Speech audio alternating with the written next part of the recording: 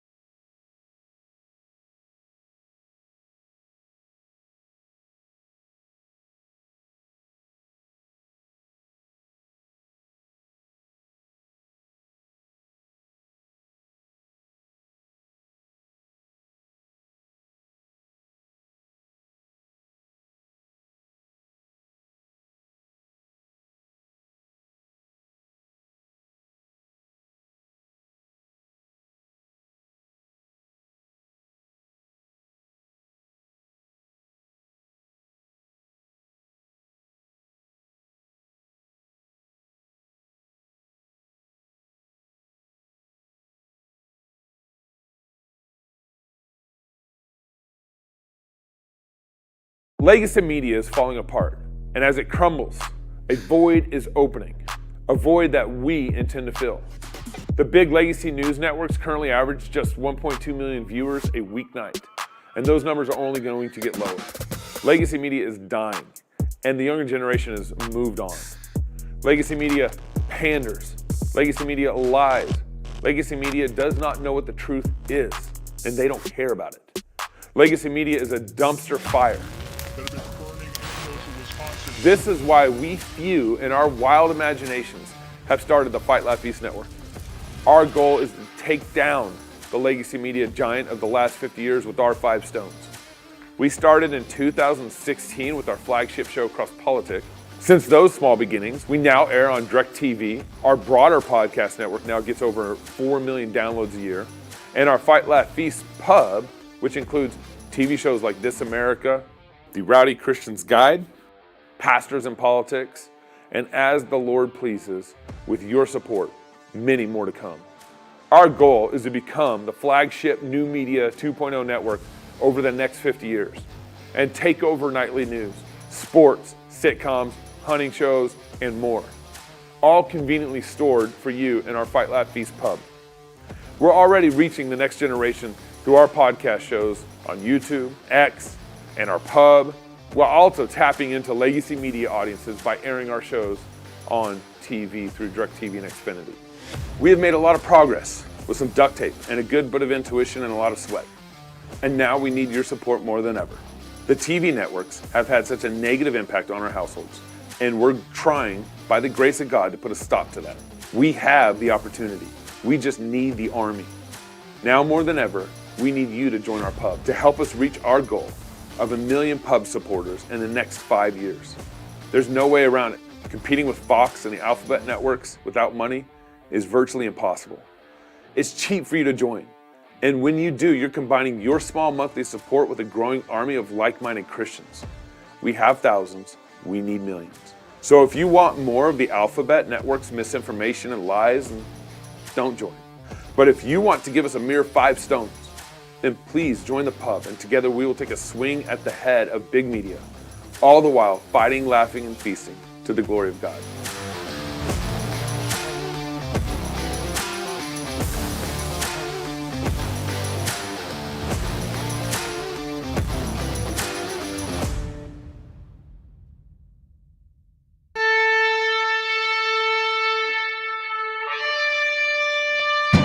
Wow. Ready for it? Wow. Beer and song or hymn Wednesday. That's right. It's a song like him. A hymn like song. You know what this means, right? Yes. That I can drink my beer. You can open it up. Of course. Absolutely. I'll share. I'm not going to waste the beer, but I'll have some with you at the very beginning. There's also. nothing. Why are you handing me your glass? Because your glass is right there. Yeah, I know. Yeah. He Okay. wants some of your beer. So, hey, our friends over at Thy Brothers Theology. Thy Brothers TBT. You can go to thybrotherstheology.com. Okay. They made a family doctrinal game for the family. What? Yep. But the problem is, I already know it's Thy one. Brothers Theology, I the already know it's doctrinal one guessing glaring game. error. Uh-oh. One glaring error. Uh-oh. It says plus 14 What in the for world? ages 14 and older. I thought Come like plus on. 14 kids. That's what I thought. I was like, oh, Well, we just give them to you. well, And I okay. was like, I'm on my way. so, You win. so it's kind of like I think some sort of like question Yeah. error, sort of apples to apples kind of game. Yeah. What is meant by Thy Brothers Theology? Because you're like your brother's keeper? Right. That's what I'm thinking. Yeah. Here's the real question. Is this Presbyterian or Baptist? Uh-oh. Because I'm just wondering. They're having twins. And are they- and that's why they can't be at our conference this fall. Right. Okay. But I'm What did I ask him? I asked him about that. I know. I'm sure I asked him about which other shirt? baptisms. If we had to They sit I can't decided they're remember. going to baptize one of the twins, and they're going to wait the other like the one. well, that's what I was asking. If we sent them our onesies, we have those onesies. Yeah, Are we yep. sending them baptize or baptize me? That's right. Which I are the know. onesies I are know. we sending them? I forgot. I talked to him about it. Anyways, thybrotherstheology.com. No. Check out the fun This game. is, by the way, Gregory Wilbur's Mighty Lord Extend Your Kingdom. You can find it on Spotify and iTunes. And it's a good version of this hymn. And we're going to talk about it at the end of the show. I love that drum beat. In Genesis chapter 2, verses 10 through 12, God tells of the gold in the land of Havilah. Hallelujah. And the gold of that land was good. Hallelujah. Ever since the dawn of our father's world, gold has been universally recognized as true money and therefore the most reliable store of savings. Cross Politics corporate partner Alps Precious Metals enables their clients to protect their God-given, hard-earned wealth from the serious financial problems that are upon us. Alps provides the Cross Politic family with the best strategies and solutions for investing in physical precious metals, and as a result, you can enjoy a peace of mind that can be had with few other investments. Call James Hunter of Alps Precious Metals at 251-377-2197. That's 251-377-2197. Visit their website today, www.alpspng.com. Virtual church Hallelujah. is Gold. impossible. Hallelujah. Good. Hallelujah. What is it? Virtual church is impossible. Okay. What about it? Is that true or false? I don't know the rules of the game. True. So I'm gonna. True. You know, Beep. is Did I this win? what the show is about? We're just going to play the game? 14 and older here, I think. I think this is why this card right here. If a man and a woman make marriage vows to one another but never consummate their marriage, Whoa. they aren't actually married. Whoa. Uh-huh. So you got to explain that one to your 8-year-old. Yeah, they're You like say 14 and above. This is PG-14. PG-14. Yeah, this is Wait, like, how about you just bring one of those out randomly during the show? yeah, just randomly. just randomly. Okay, Just yeah. just But what are you randomly. supposed to do? Is this like true or false? How do you I win? don't know yet. While we're talking, I'll try to get the Good. You know rules down Like first. usual, Gabe, while we're usually doing on- a show. Usually on the show, you're on social media or somewhere else. I like this. I Yeah. think this is going to be the new Gabe thing. Right. It's like, guys, did you know that? Simple rules. Provide each player with one thy stance. So this is a stance, Okay. right? One thy stance and a free will card. So you got free will cards here. On the Free side. will? Yeah. Okay. And I'm then it says starting. pick Free will. someone to draw the topmost prompt from the deck. If a player with 3 persons prior to reading the prompt, this man or woman shall place the thou shalt guess. I gotta read this. This is Yeah, like- why don't you Yeah. figure that out first? This is and, like the holy hand grenade in the Monty Python. You know that? You know what? We'll be right back. Go ahead. Yeah, Go yeah. ahead. Go ahead. Figure it out. Figure it All out. right. No. Don't start unto now. 3. Stop. And then pull the pin. Thou shalt not count unto 4, nor unto 5. Neither shalt thou end at 2 And let or me guess. 1. Off with his head. Every 7th card you rest. Is that? I'm Yeah, guessing. right. Something like that. I'm gonna tell you what. Thy brothers' Okay. theology. They Guys, definitely getting. They didn't even pay for this, did Gabe's they? trying to figure that out. Okay. Now more than ever, it's important to support companies and organizations that share our values. Our votes are not enough. Patriot Mobile not only shares our beliefs, but does something about it. They're America's only Christian conservative wireless carrier, and they donate a portion of every dollar to organizations that fight for causes you care about. So switch to Patriot Mobile today. Go to patriotmobile.com/crosspolitic. That's patriotmobile.com/crosspolitic. Hey, they're coming to the conference, right, Gabe? They can't because they're having twins. Else they would. No, not them. Patriot Mobile. Oh yeah, Patriot Mobile. Yeah, they're not I having- haven't Patriot told Mobile's you- I having haven't kids? told you guys this yet. Yeah. Patriot Mobile's sponsoring our corporate partner dinner on Wednesday night. What? So for our corporate partners and friends of corporate partners, we do a And corporate partner friends dinner. of corporate partners. Basically, if you want to be a corporate partner, you gotta reach out to me, waterboy@crosspolitic.com. We'll invite you to this dinner with all our corporate partners on Wednesday night before Sponsored the by conference Patriot Mobile. Sponsored by Patriot Mobile, and they are fantastic, and they're going to throw quite the party for us. So Okay. pretty excited about that. All right, so the big news for today. We're Figure out how to play live. the game. Big news. I'm still figuring it Kamala Harris. out. Can we call I Kamala? think she identifies like that. She, her? She She, her? And she Okay. usually They, tells them. you what color she she's wearing. chose a VP. Oh, Now- vice president First of all, she's not even the Democratic elected nominee. nominee yet. Right. That happens at the convention. The convention didn't happen yet, and the convention happens in August. Okay. But she It chose is- a VP. It is August, but Yeah, we haven't gotten there yet. Yep. But she chose a VP, and everyone's just kind of falling over and, Yeah. and Guy's name pretending is that she Ti- actually really is. Tim Walz. Tim Yeah. Walz. He's the governor of David's home state, Whoa, Knox's home state. Whoa. And Harris- he oversaw the BLM protests. He oversaw COVID, all that stuff. the happened. mostly peaceful Tim Walz. protests. I don't. Yep. I don't take responsibility for him. I wasn't there when they elected that dude. He is a Lutheran, Carter. He's Why on the don't- liberal no. side of the Lutheran Don't stuff. blame Carter Yeah, I for know. that. He's a not- Lutheran. Yeah, he's a Lutheran. Most Lutherans in Minnesota not so good. Yeah.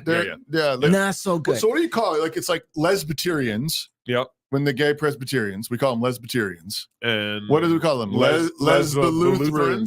Sodomolutherans? Oh.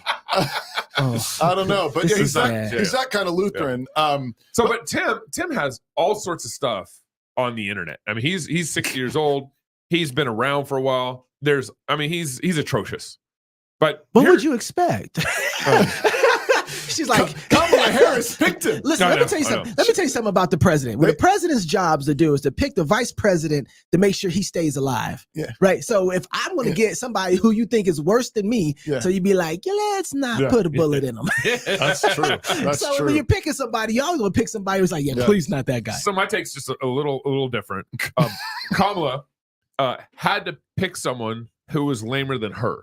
You can't have the VP upstage the president. You're not just saying that? And so, but I'm saying like who can't upstage her. It's the other side of what you're saying. Same coin. Okay. That's why I said slightly different perspective. It's slightly. I mean, okay.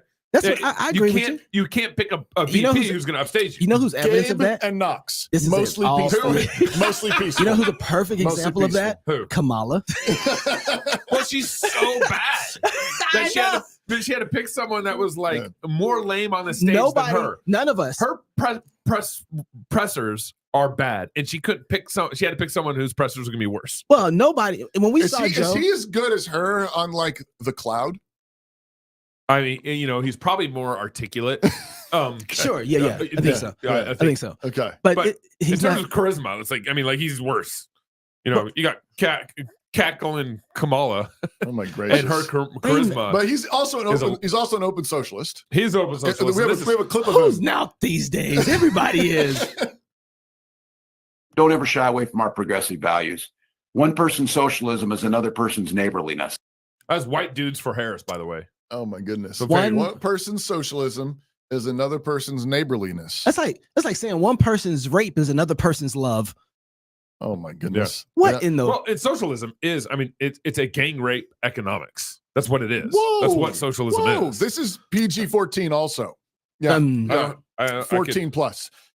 He's got the game. But I mean, this is so.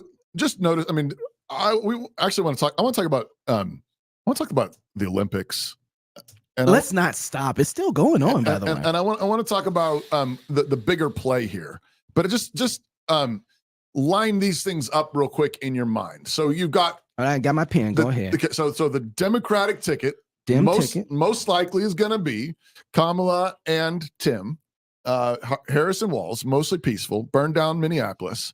So think, one person's socialism is another person's, take the jab.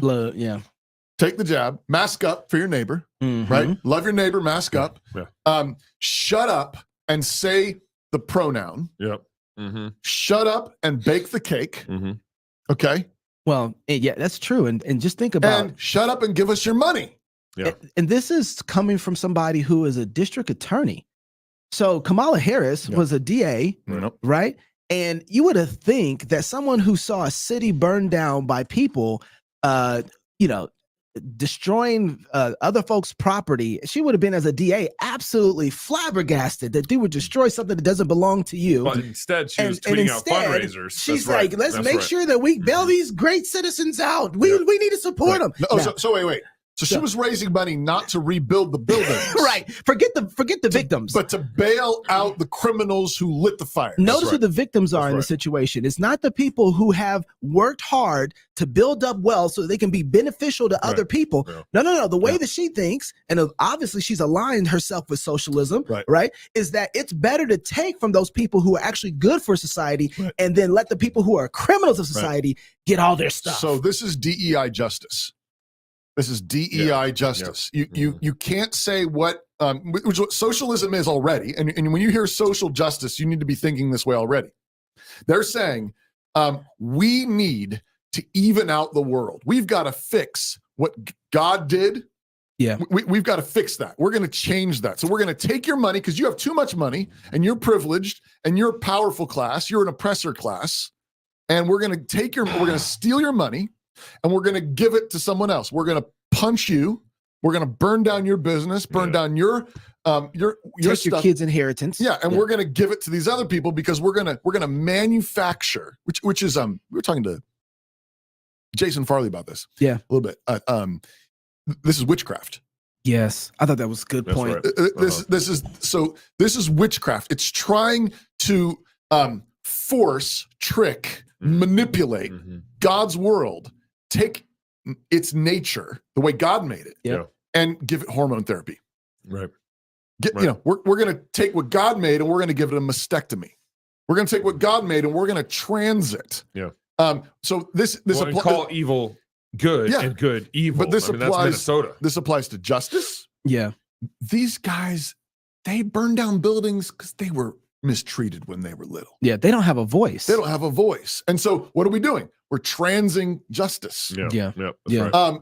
And we're transing the economy. Yeah. And we're redefining the terms of what even a victim is. Right. Like this, it was really been interesting in watching the kind of the socialization of everything, or the Marxization. How do you say it? Marxization. Yeah, thank you. That's what I was looking for. I knew I could count on you, Gabe. I knew you was with me. Yeah. But it's that people are using this word where you're a Marxist and you're a socialist. Yeah. It used to be when I was growing up that everybody kind of went like this I'm a to the word. Like, socialist. whoa, that's not what I'm talking about. I'm just trying to say to love your neighbor. Right. Now, no one seems to flinch at being that way. Right. We have the Socialist Party. Yeah. Well, these are the Jacobins, right? That's who we're dealing with. That's what George Grant but called them. there's no flinch anymore to being called a Marxist or a socialist. Yeah. And we got to figure out another way to communicate how bad this is, because I'm noticing nobody cares. Right. Well, that's just socialism. Yeah. And I'm like, whoa. Right. You're talking about fundamentally living in the world completely different. Yeah. These people aren't sane. Yeah. But this is an insane moment. And again, what they're trying to do is they're trying to change nature. They're trying to change the way God made the world, the way economies work. That's right. The way that people work, male and female. Yes. They're trying to transit all. Yes. And I think, again, this is what has been on display in the Olympics. I think so. Well, they made it very clear in the opening ceremony. The opening ceremony was this montage of celebrating the French Revolution, which was one of the earlier versions of all of this. I mean, it was a throwing off of Christendom, a rejection of the way God made the world, and saying we're going to reinvent the world for ourselves. We're going to have a 10-day work week. Yeah. Like totally like they're going. Which I can't even believe pagans bought into that. Right. That's a hard one. They go into the cathedral. They strip out all the Christian symbolism. Yeah. And then set up this pagan feast to Dionysus. Yeah. In front of the altar. Yeah. Mocking the Last Supper. Yeah. And so all of that is in the opening ceremonies, which again is what's there. It's this: we will create a new humanity. Right. We will create harmony. Without Christ. That's right. Without the living God. We will create it, and we will create it by basically erasing the distinctions in nature. Dudes dressed up in dresses. Yep. Transers, lesbians, queers, and a kid in the middle of them all, and blue Smurf guy. Yep. Right? It's always a blue Smurf. It's always but it's an erasing of natural distinctions, natural differences, natural goodness. In an attempt to make a new humanity. We are going to make peace. We are going to bring reconciliation without God. Pastor, this is so interesting to me. There's a group of Christians that try to live in this world and act like that's not going to be in a reality at all. Right. They act like that we can just stay in our little corners in Christendom and just worry about this little area, and that the world just go on and does its thing. But you have to live in that world. These guys understand that. Right. And they know there's going to be a reality somewhere. Right. And so we vacated the premises of where we make it very clear in the public square what reality is. Right. And we think that we can float back here and not care about what happens with art, not care about what happens with laws, right? And then the only time we get upset is when we talk about the GUI Center, right? The 16th thing, when they touch the GUI Center. You can't touch that. Right. And we let them have everything else. It's been fascinating to me to watch people write and talk about the blasphemy at the Olympics. And I'm like, listen, I'm grateful that you're writing your articles about the blasphemy of the Olympics and but you let blasphemy happen constantly. Right. You let blasphemy happen constantly and you don't say anything. You never hear Christians talking about taxes as a way of judgment or the fact that they don't have the right, according to God's standard, to tax you this high. Right. Speaking of Minnesota, their surplus in tax, what was it, 3.7 billion? Yeah, I wrote it down. Carter, what was it, 3.7? I think it was 3.7. $3.7 billion in surplus Yeah. of taxes. That's Right. incredible. How come the faithful pastors that are there, this isn't just like, well, this is a social issue and the church needs to stay its way out of there. Yeah. Somebody is saying that they are God. Yeah. They are taxing you more than the Lord requires from you. Yeah. And they are making a demand over the kind of person you are Yeah. and who you have allegiance to. Right. And we say nothing about it, like Right. the word of God doesn't apply to Right. the tax code. Under Eisenhower, the highest tax bracket was 90%. Yeah. I'm still mad about Yeah. that. Yeah. David Bonson, That was brutal. right? That was and then before And then it got to 70%. 70%, and then Reagan brought it down to 28%. 29. We're like rejoicing. Yeah. Like Reaganomics for the win. Yeah. And that's we're real. and we're still almost tripling What God requires. what God would require. we just Yeah. we don't have a biblical ethic to deal with But- stuff like that. But we need to be thinking though, but what Eisenhower was doing in the 1950s, yeah. what we were Yeah. already transing the American economy. Yes. That's right. Yes. We were giving the American economy Mhm. hormone blockers That's Yeah. right. in the 1950s. Redefining what it was and who can do what. Right. Mhm. How does reality work? And we were saying we're going to get justice Right. by stealing. And of course, Bonson explains it way better. Yes. It's like Go back and listen to that show yesterday. It's stealing from a whole bunch of people. Yeah. But it's the government when they say we're going to take that much, Mhm. that's theft. Yeah. Absolutely Yes. theft. We make fun of Tim Walz's socialism. Yeah, right. Right. Yeah, and he, You know. he looks, tame. Tame. Yeah. Compared to 1950s Eisenhower Yeah. tax rates. Yeah. But I think That's I think insane. part of the, obviously we don't see things clearly. And this is very evident in the whole discussion and debate or whatever you want to call it around the whole women's boxing Oh yeah. controversy Yeah. at the Olympics. Yeah. Yeah. Because we don't see it clearly. I mean, how many people are out there arguing that, okay, let's give them the argument and say that, okay, this was born a man. Is it, and a, that this is is it a XY. transgender or not? Is it a transgender Yeah, or not? but even let's give them the argument. And they're sitting there saying, no, a man can't box a woman. Yeah. They're still arguing for women boxing women. Right. Yeah. Right. Like, they're out there Yeah. fighting against the potential trans Right. nature of the situation, or the XY chromosome nature of the situation. Yeah. And yet they're still seemingly in Right. favor of women punching women in the face. Right. Yes, that's the thing is we're going to underline. So there's been all this massive controversy over, who is this dude, girl, Yeah. person, and Is it intersex? Is it trans? XY, Yeah. XX. Well, and I can see, can I just say real quick? I can see why everybody in this context, let's just say that it's not trans, okay? And everybody missed it. They got it wrong. It's not a really and a it's woman. and it's really a woman. Let's just say that for a second. Yeah.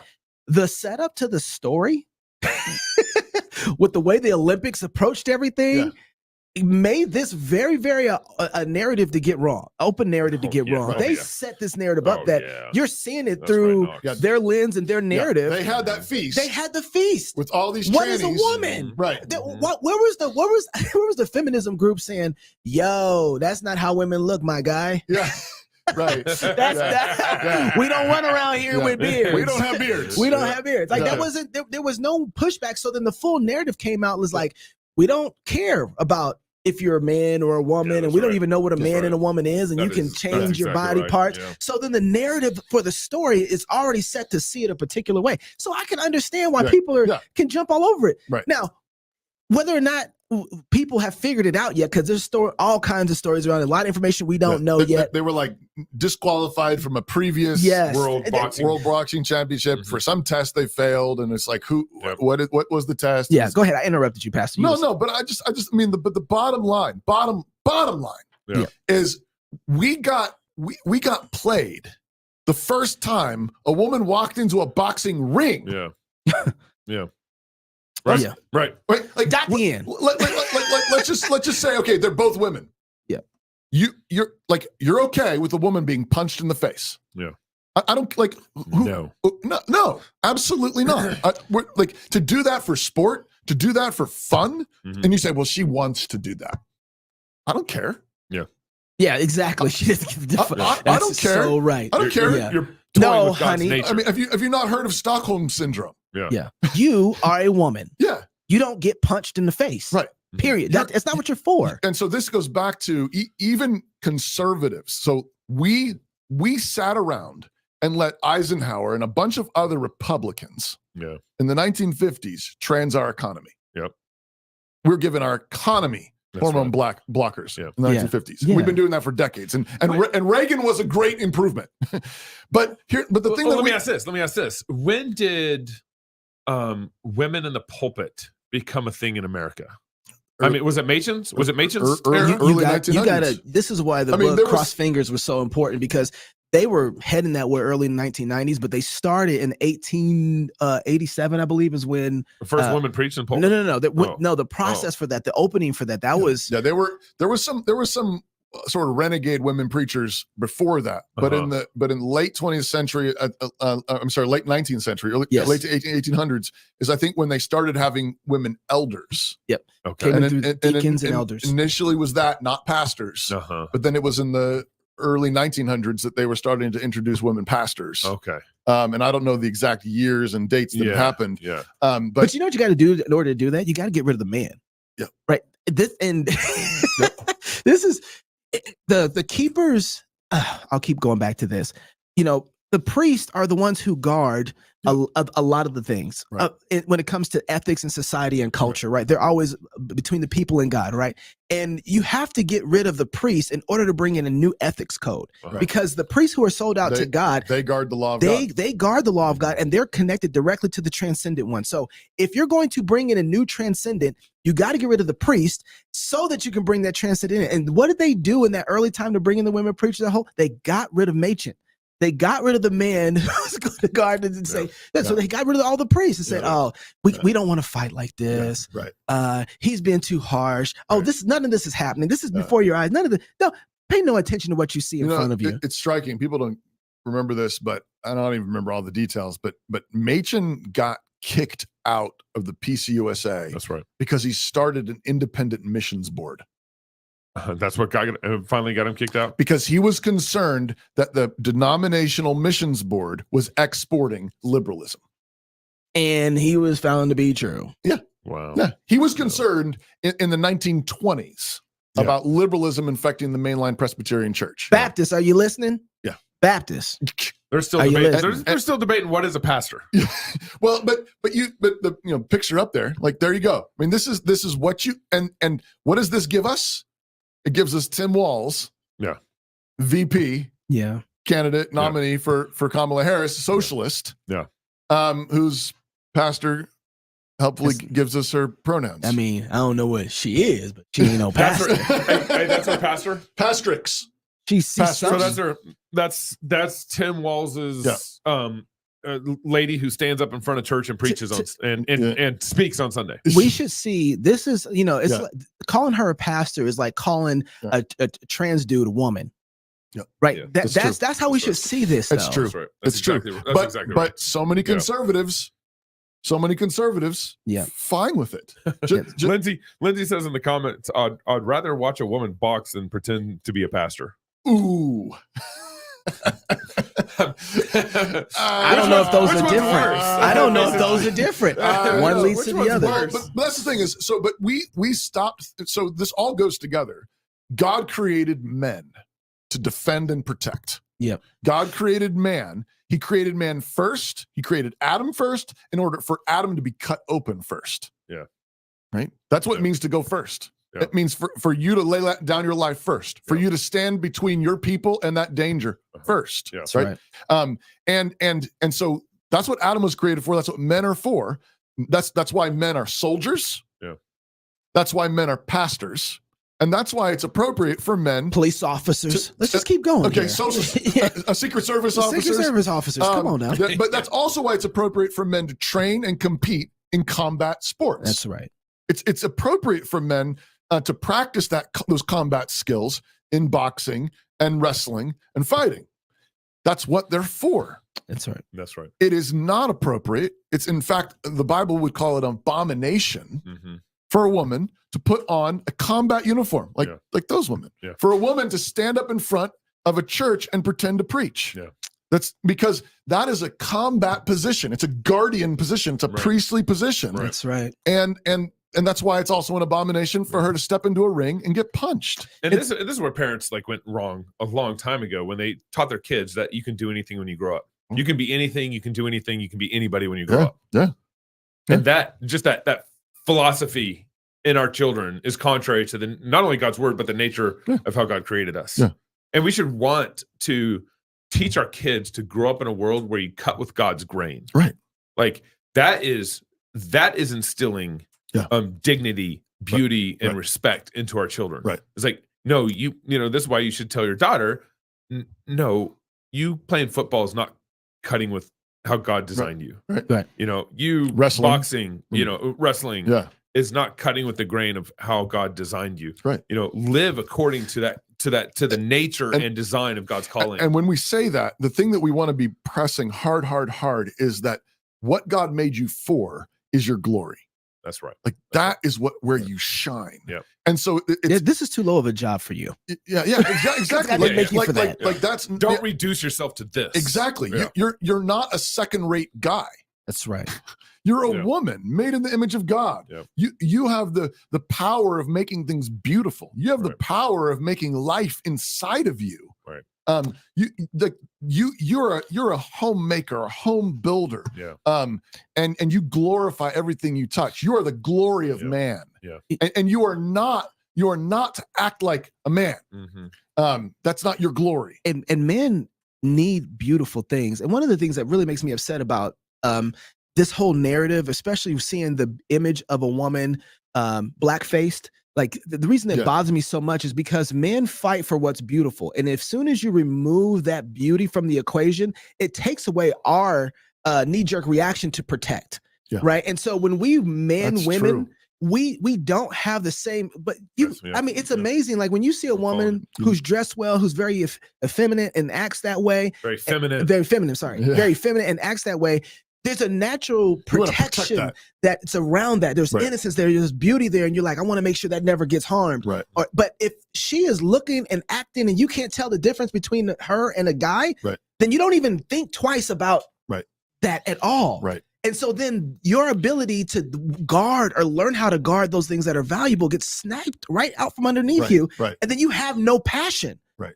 We find passion to protect those things that are beautiful. We love those things. Yeah. And so transing women and men, it destroys the beauty for us to be able to fight, and it makes us weak.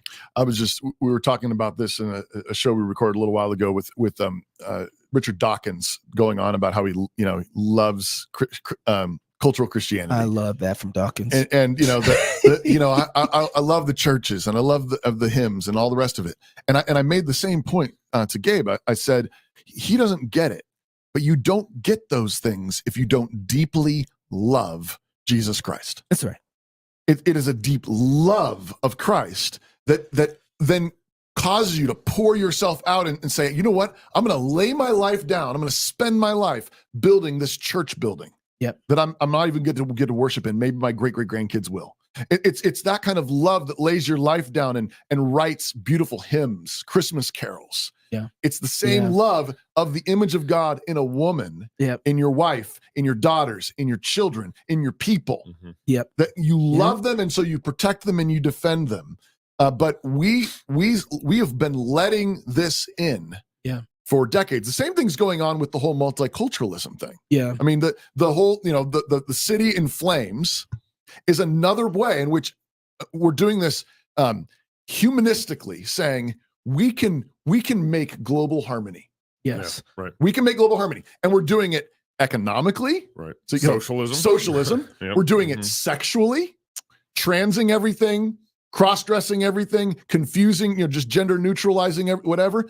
But we're also doing this culturally, nationally. Yeah. We're saying all cultures are equal.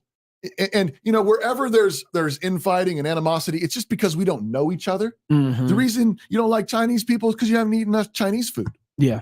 Like, no. Yeah. But that's what's behind these insane immigration policies. I mean, we're sitting right now on in the UK riots. We need to get someone on over from the UK. Crimes, violent crimes being committed against British girls, children. Oftentimes by Muslim immigrants. And there's now there's riots in the streets and protests and there's clashing because these humanist globalists said we can trans these cultural differences. If we just put them in this, just like mixing them all together on that stage of the Olympics, boy, girl, husband, wife, male, female, polygamy, polyamory, right? Girl pastor, girl soldier, that same morphing thing they're trying to do culturally. And they're saying you can just blend them all together, you put them all into a blender and put democracy over it or equality over it, humanity over it, and nothing will happen. But it's like, no, actually, some cultures are evil. Well, all cultures descended from Adam, full of evil. And some cultures have more Christ in them, more than others.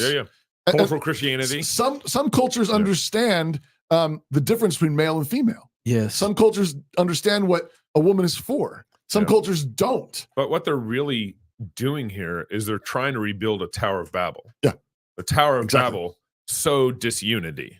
The Tower of Babel. I mean, God gave everyone their own language and split them all up. You got to break that down because that's really important, Gabe. Because when you import and have various languages and cultures clashing with each other, you aren't bringing unity. You're sowing disunity. Well, you got to remember, the Tower of Babel even was a unity plan in itself.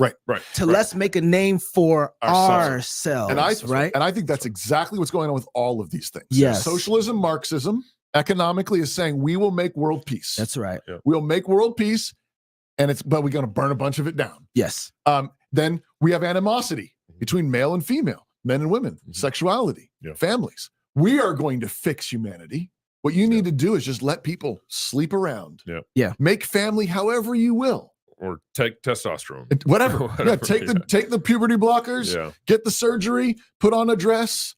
And the false gospel is we will make peace. We will make unity. And I don't think that we should get mixed up that there will be peace. And there will be a name made, and maybe even yours, but it's got to remember. So if you look at the Tower of Babel, God disperses them, destroys their false sense of multiculturalism, right? Because that's not real. But it's not like there's not supposed to be any unity, because he comes around to Abraham and says, I will build and make a name for you. That's right. But Abraham was trusting in God. And in you, all the families will be blessed. And so we can't forget that there's still, but it's how, this is the witchcraft part. That's right. We are going to do it without God. That's right. No, that's not how it works. I was thinking about this when you were talking about Islam and what's going on over there. It's happening over here too. But in Minneapolis, we do not understand. We need to be very, very clear in talking about the ethics of false gods. They bring an ethic and an anthropology antithetical to that of how Western society, what it was built on. Western society is a huge product of the gospel, right? And so when we see other nations coming in, we don't just be like, oh yeah, this is great. We should say, wait a second, what God are they bringing with them? Because that's the thing that we better be concerned. Because those tucked under their belts, those false gods tell you, well, it's okay to take and use power over women if I'm a man. I could do with them whatever I want to. This is built into Islam. That's right. In Islam, and I say this routinely, actually, in one of my lines, and when I do premarital counseling with couples, I say we are Christians, we are not Muslims. Which means we actually believe that God's image is equally represented and both male and female and revealed in male and female in different glories, with different roles, and different callings, particularly in marriage, but. Muslims actually believe that women are lesser class beings than men. They actually believe that. And we should be concerned about that. Now, thankfully, there's a bunch of nominal Muslims that are not very consistent about that. But a whole bunch of them are. A whole bunch of them are being taught that women are lesser creatures. Yeah. Well, if you actually want a culture, a nation that honors and protects women, Yes. well, then you have to care about the people that are coming in and the gods they're bringing, because those gods bring ethics with them. Yes. That's right. They bring politics with them. That's right. I mean, you don't get a constitutional republic from Islam. Come on now. You do not get a constitutional republic from Hinduism. Yeah. That's right. Yeah. You certainly don't get it from secular humanism. Yeah. That's right. You get it from Christianity. You get it from the gospel. And the thing that I think is worth pointing out is in all of these things is all of it, when you try to do it your way with your false god, with your witchcraft, you just get punched in the face. Yeah. That's right. What is beautiful gets burned down. That's right. What is good gets destroyed. Right. And in every area. And that's what I'm saying. Every area. A woman's body is defaced and economy. Deformed. The economy, those who have been blessed with more, they're stolen from, and those who might do more good with it. Yes. Are hampered and children. What is a human? Yeah. And can't even define it. Abortion. Yes. Tears people apart. It always. Literally. Idols always mangle. Yep. Idols always punch you in the face. When you stop serving the living God and obeying his ethics. Yes. Where he says, this is a man. This is what a man is for. This is the glory of a man. This is a woman. This is the glory of a woman. This is what a woman is made for. And you say, no. We know better than that. We will fix this. Gabe's opened up his Bible. You know what's going to happen is the bodies of men and women will be mangled. They will be punched, and the things that they have worked hard for will be burned down and destroyed. I wish Christians understood that. Somehow we think we can just stand on the sideline and let this stuff happen. It's weird. Pastor, I'm really trying to figure out why this line right here. I mean, maybe we hit bottom. Yeah. But even the pagans and the secularists are like, oh, we shouldn't have guys fighting women. I'm looking at them like, why not? Yeah, right. You tell me why you think, explain to me. Well, they're different. Who cares? Right. Says who? It's bizarre because they're already celebrating women in the military. Yes. They're already celebrating women police officers. Like you're celebrating women, men fighting women. Even the pro-choice folks are kind of like, now that's a bridge too far. I'm like, you're killing human beings in the world. Why? Chop up babies, but yeah. And I just go ahead, Gabe. I was just gonna say, I was talking to my kids yesterday at dinner. We were just kind of walking through Romans 1. And the first sin you see in Romans 1 is they didn't glorify God, and then the second sin you see is they didn't give thanks. Yeah. And then just a verse later, it says they exchanged the glory of immortal God for images resembling mortal man. That's idolatry, right? And so very quickly they go from not glorifying God, not giving thanks, to idolatry. Yep. And then confusing sexuality. That's right. That's exactly so they exchange the glory of the immortal God, and at the same time, what they don't know what they're doing is they're selling out their own glory. As a man, as a woman, married, and families. And so now we're worshiping gods who don't have eyes, who don't have ears, who can't see, who we've made and constructed ourselves. Right. And it's no wonder, like, the thing about the whole boxing thing is I don't care what they say. I don't even believe what they say. Yeah. If that's okay. I don't believe their results. I don't believe their studies. I don't believe their testimony about who's who, what's what, he, she, whatever. Yeah. Because they can't see. They don't have eyes to see. Right. They don't have ears to hear. I just want to keep going back to, I'm really trying to focus in on us Christians, because we have our lines and our markers that we're willing to step up and say something for. We have to get outside of guarding that gooey center, because Gabe, the point you're making about they exchanged the image of God for that of man, they started worshiping idols, and then they didn't know what a man and woman is, and they lost their nature, right? Yeah. And we think that they just lose their nature in their desires for the same sex, right? Yeah. But no. When you lose their nature, you lose what's up. You can't add. 1 + 1 isn't 1 anymore. We saw this in the postmodern. Right. When you lose that stuff, you expect everything to collapse. Right. Nobody knows what justice is anymore. Right. Nobody knows what math is anymore. Nobody, like, all of a sudden, we're seeing all these things fall apart, and we think that, okay, we'll just protect this over here. No.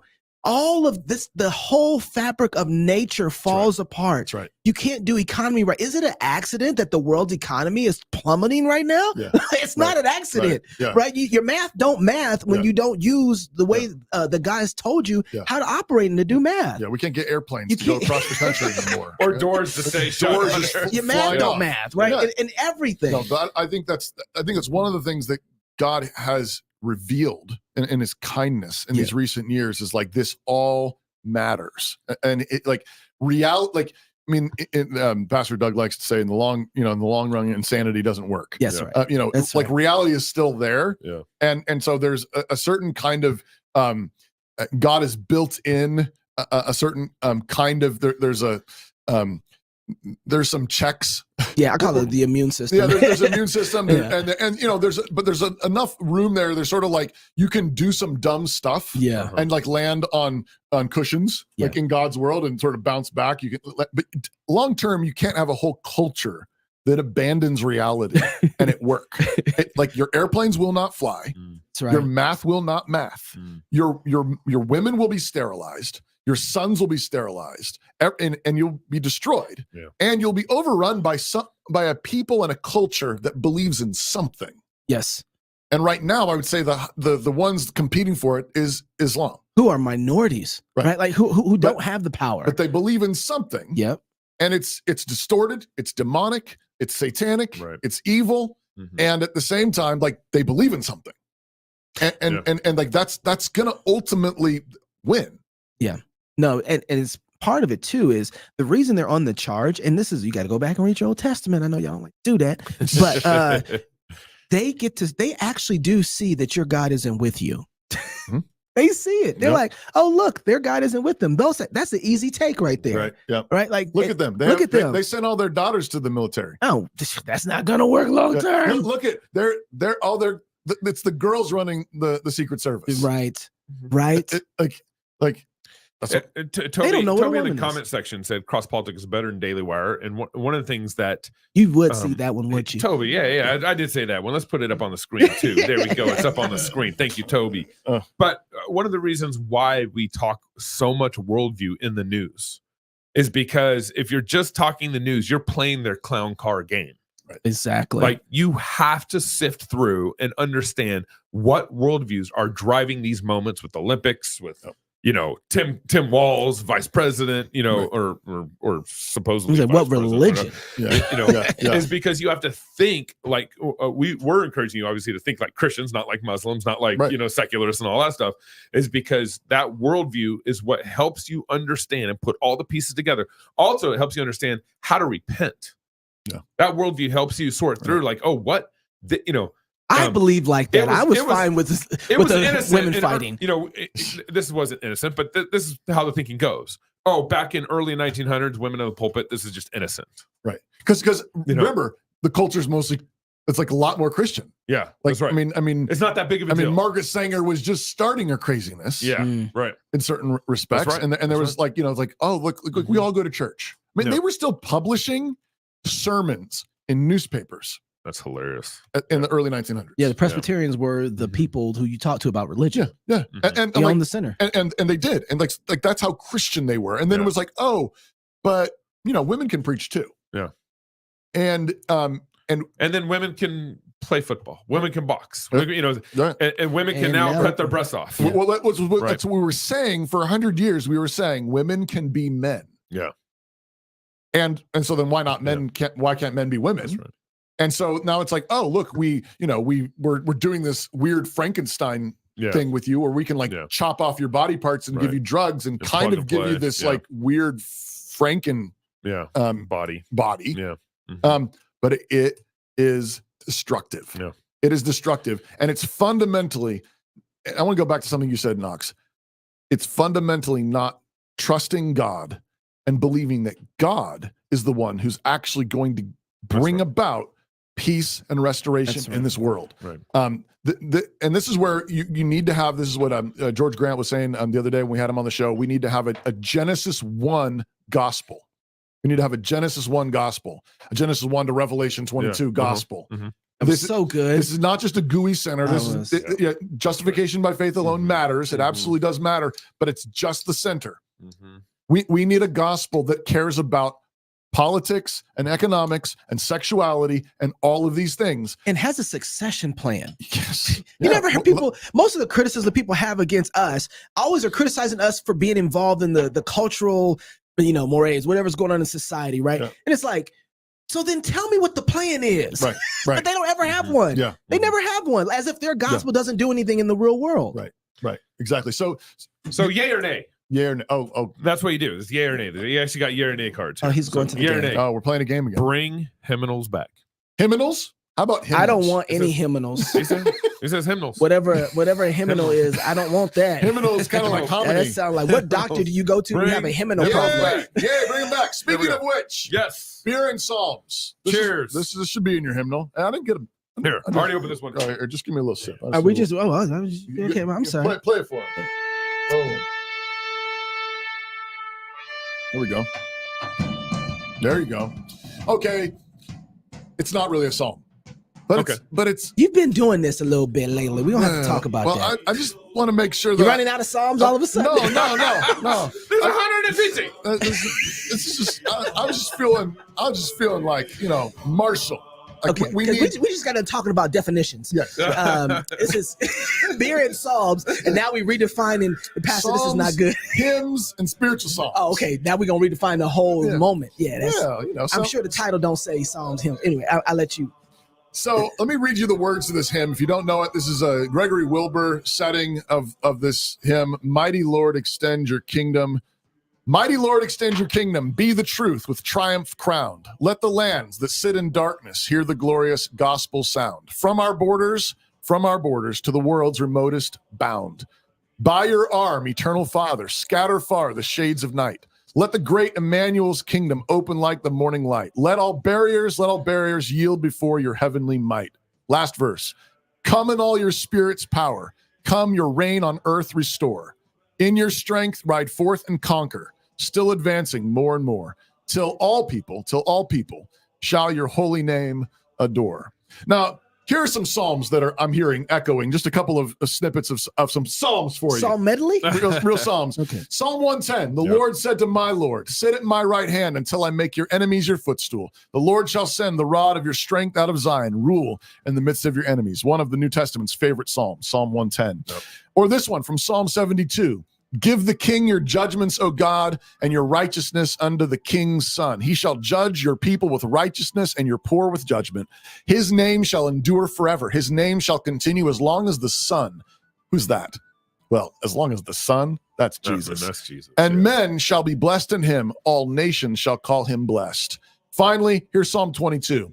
All ends of the world shall remember and turn to the Lord, and all the families of the nations shall worship before you. Ooh. For the kingdom is the Lord's, and he is the governor among all the nations.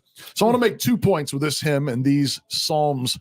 First, the kingdom of Christ really is international and global. Mm-hmm. The kingdom of Christ really is international and global. Intergalactic. The gospel is for all the families of the earth and maybe all the families of all the planets, because that was the promise to Abraham. And God made all the families of the nations of the earth from the blood of one man, Adam. All bear God's image, and therefore God is determined to save them all. He sent us to baptize and disciple all the nations. So this salvation really will result in peace among all the nations. We are for that.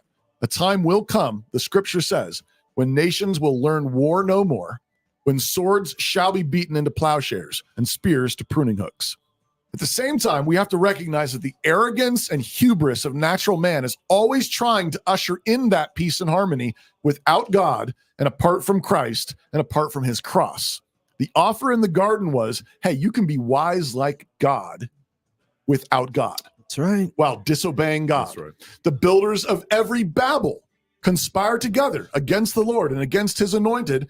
And sometimes they do it with holocausts and genocides, armies marching. Sometimes they do it with widespread porn and booze and welfare. But they almost always advertise it as the way to world peace. Yeah. This is the way to world peace. Mm-hmm. But this is where the wisdom of man runs into an absolute brick wall. The wisdom of man cannot make men and women into friends, much less Africans and Chinese. The wisdom of man cannot make Jews and Gentiles into friends, much less into harmonious nations. But that's exactly what they try to do whenever, by the schemes of empires from Rome to the United Nations to the World Economic Forum, or by mass immigration schemes or vaccine schemes. But let me add to all this, all the sexual insanity recently cataloged by the opening ceremonies at the Olympics.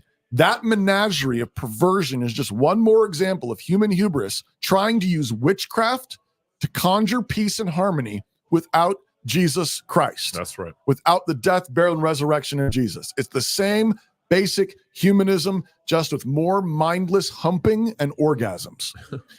Theodore Dalrymple worked in hospitals in the UK for decades and witnessed firsthand the dead end of humanistic multiculturalism. I highly recommend to you his book, Life at the Bottom.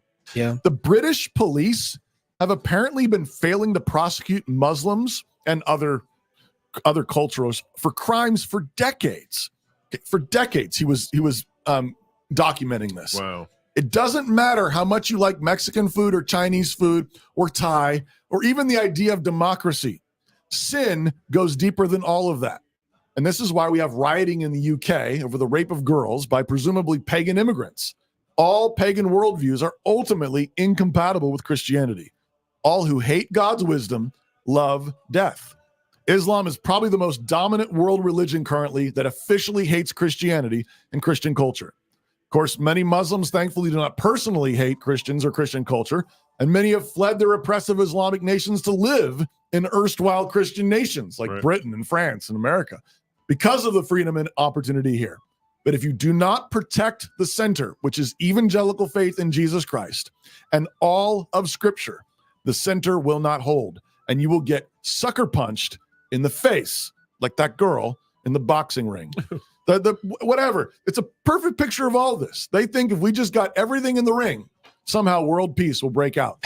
Put all the ethnicities and all the nationalities and all the sexualities in a global blender, and a new humanity and harmony will emerge. Jumbo. But Darwin was a fat-faced liar.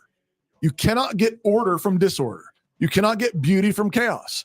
You must have the infinite creator God and his eternal son dying for our sins and taking them away and rising from the dead. You must have his spirit taking away hearts of stone and making us new. This gospel does not destroy nature or natural differences. Rather, this gospel restores nature, heals nature, glorifies nature. It restores men and women to be true men and women with their respective glories. It restores families. It restores nations and cultures and teaches us how to be at peace.